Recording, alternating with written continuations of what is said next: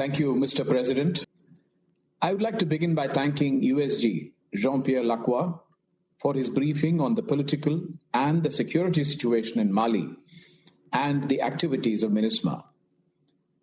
I take this opportunity to also thank SRSG, Mr. Mohammed Saleh Al-Adif, for his leadership over the last 5 years. I also welcome the Ambassador of Mali, His Excellency Issa Konforu, to our meeting. At the outset, allow me to express our deepest condolences to the families of the deceased in the attack on MINUSMA camp and Akwel Hawk in the Kidal region recently on April 2nd.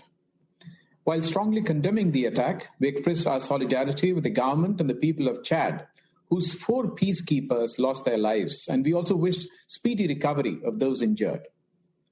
The security situation in Mali, particularly in the central and northern Mali, remains a matter of concern. In the last 3 months, MINUSMA has lost 10 peacekeepers to attacks by terrorist groups in Mali. The latest attack on MINUSMA camp reflects the gravity of the situation. But for the valiant efforts of the peacekeepers, the casualties would have been much more. The Malian security forces have also lost several soldiers in the recent months to targeted attacks by militants in central and northern Mali. We strongly condemn attacks against peacekeepers and the Malian security forces, and we express our solidarity with the government of Mali and those troop-contributing countries who lost their peacekeepers in these attacks. The upsurge in violence by terrorist groups in Mali is of serious concern. Terrorist groups such as Jama al-Nusrat ul-Islam wal-Muslimin and the Islamic State in Greater Sahara are growing in strength, evident from the increasing number of attacks. Given the spread of terrorist groups in the Sahel region, we reiterate the need for more robust support from the Council and from the international community to the joint force of the Group of 5 for the Sahel. The Council also needs to be cognizant of the fact that MINUSMA has been seriously affected by IED attacks in recent years. Since 2018, MINUSMA has lost more than 20 peacekeepers to IED attacks. We hope DPO will continue to taking measures to mitigate IED threats faced by the mission by providing dedicated resources and upgrading the security infrastructure of the camps. India has always advocated for more proactive measures to protect the protectors, the peacekeepers.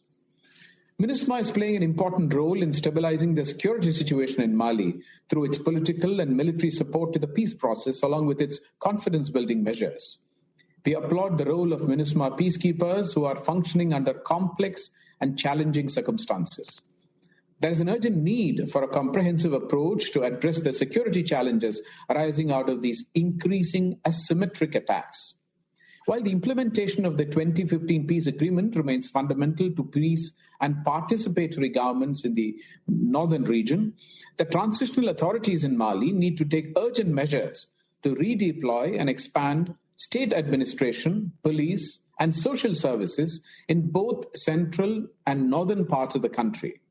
In this context, we welcome the 5th meeting of the Agreement Monitoring Committee held in Kidal on 11th February and compliment the Malian government and other stakeholders for this initiative of significant value to the peace process.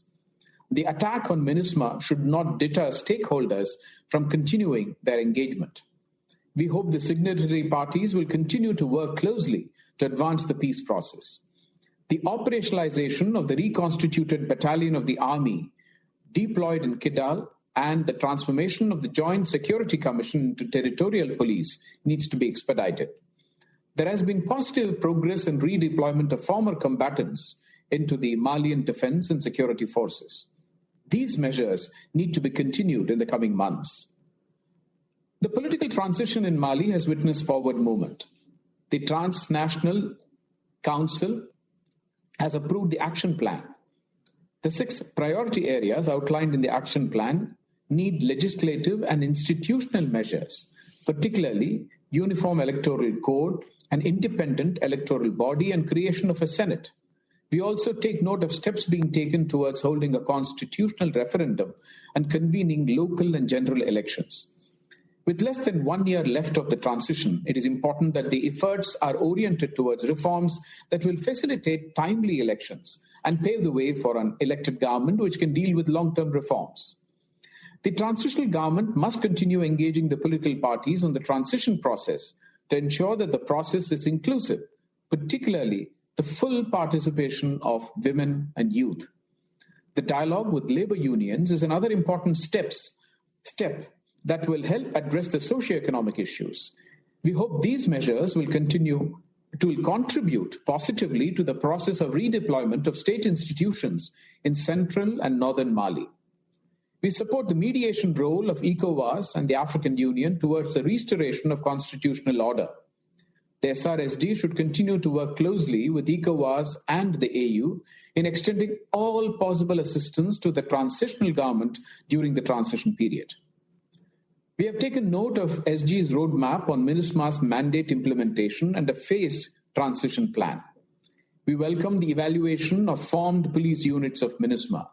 We look forward to the implementation of the integrated performance policy framework to systematically assess all mission components equally and not just the formed police units. What Mali needs today is the continuing support of the international community to overcome the multifaceted crisis. While India has been supporting Mali through development cooperation, more recently we have facilitated supply of nearly 400,000 COVID-19 vaccines through the COVAX facility to help Mali fight the COVID pandemic. Mr. President, I would like to reiterate India's commitment to support Mali to overcome the present political and security crisis. I thank you, Mr. President.